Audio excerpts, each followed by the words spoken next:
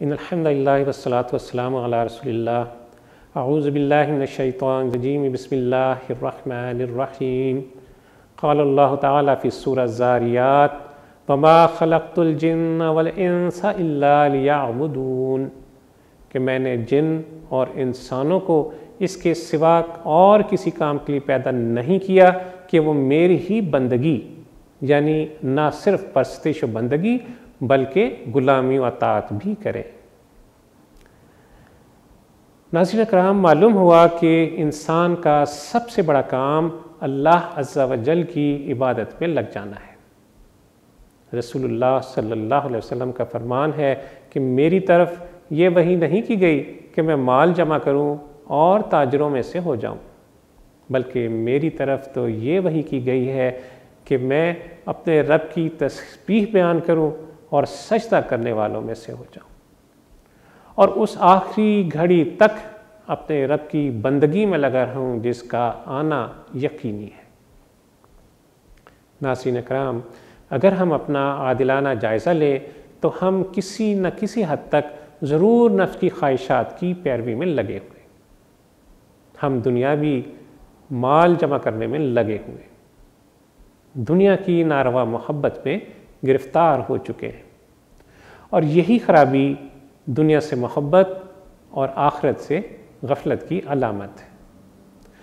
رسول اللہ صلی اللہ علیہ وسلم نے فرمایا کہ میں اپنی امت کے بارے میں جس چیز کا سب سے بڑھ کر اندیشہ کرتا ہوں وہ یہ ہے کہ میری امت خواہشات کی پیروی میں لگ جائے گی اور دنیاوی توقعات کے لمبے چوڑے منصوبے بنانے میں لگ جائے گی، تو اس کی خواہش نفس کی پیروی کا نتیجہ یہ ہوگا کہ وہ حق سے دور جا پڑے گی اور دنیا سازی کے منصوبے اسے آخرت سے غافل کر دیں گے۔ اے لوگو، یہ دنیا کوچ کر چکی ہے اور جا رہی ہے، اور آخرت کوچ کر چکی ہے اور آ رہی ہے۔ ان دو میں سے ہر ایک کے ماننے والے ہیں جو اس سے محبت کرتے ہیں، تو یہ اچھا ہوگا کہ تم دنیا کے پرستار نہ بنو۔ تم اس وقت عمل کے گھر میں ہو اور حساب کا وقت ابھی نہیں آیا، اور کل تم حساب کے گھر میں ہوگے جہاں عمل کا کوئی امکان نہ ہوگا۔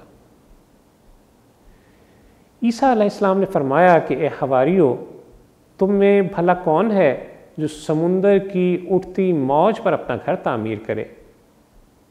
سب نے عرض کیا اے روح اللہ، بھلا یہ کون کر سکتا ہے؟ تب فرمایا تو پھر اس دنیا سے خبردار رہو، اس کو جائے قرار بنانے سے بچے رہو۔ اللہ عز و جل سے دعا ہے کہ وہ ہمیں اپنی عاقبت سنوارنے کی توفیق عطا فرمائے، دنیا کے اس امتحان میں ہمیں سرخرو فرمائے، ہمیں حالت اسلام پر زندہ رکھے اور حالت ایمان پر اس دنیا سے لے جائے۔ وصلی اللہ تعالی علی خیر خلقہ محمد وعلی آلہ وصحبہ وسلم۔ اللہم صلی علی سیدنا محمد وعلی آلہ وصحبہ وسلم۔ اللہم صلی علی سیدنا محمد وعلی آلہ وصحبہ وسلم۔